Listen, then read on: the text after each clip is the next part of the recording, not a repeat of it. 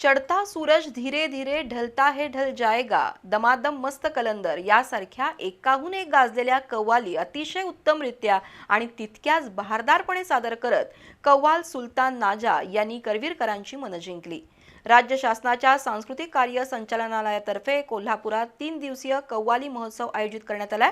त्याचा पहिला दिवस सुलतान नाजा यांनी गाजवला। दरम्यान लोककलाकारांना अनुदान योजनेअंतर्गत राज्यातील भजनी मंडळांना प्रत्येकी 25,000 रुपयांचं अनुदान देत असल्याचं सांस्कृतिक कार्यमंत्री आशिष शेलार यांनी सांगितलं।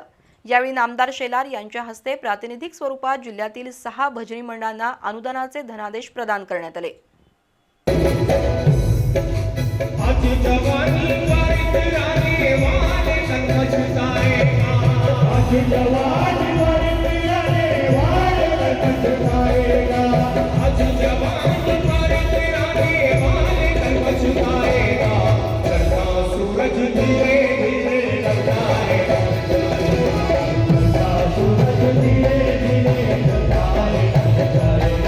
राज्य शासनाच्या वतीनं कोल्हापुरात रविवारपासून 3 दिवसीय कव्वाली महोत्सवाला सुरुवात झाली आहे। राज्याचे सांस्कृतिक कार्य मंत्री ॲडव्होकेट आशिष शेलार यांच्या प्रमुख उपस्थितीत राजारामपुरीतील डॉक्टर व्ही टी पाटील स्मृती भवनमध्ये या महोत्सवाची सुरुवात झाली। यावेळी पुरातत्व विभागाचे संचालक तेजस गर्गे, भाजपचे सरचिटणीस महेश जाधव, सांस्कृतिक विभागाचे अव्वल सचिव बाळासाहेब सावंत, कार्यक्रम अधिकारी निलेश धुमाळ यांची प्रमुख उपस्थिती होती। नामदार शेलार यांच्या हस्ते मुंबईचे कव्वाल सुलतान नाजा यांच्या सह गायक आणि वादकांचा सत्कार करण्यात आला।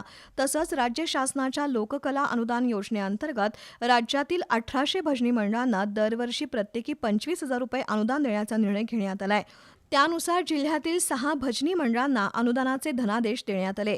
महाराष्ट्राला संतांची गौरवशाली परंपरा आहे। संत परंपरेतील भजन, कीर्तन या बाबी महाराष्ट्राच्या संस्कृतीचा प्रमुख कणा असून त्याचा वारसा जपणं हेच शासनाचं ध्येय आहे, असं प्रतिपादन नामदार आशिष शेलार यांनी केलं।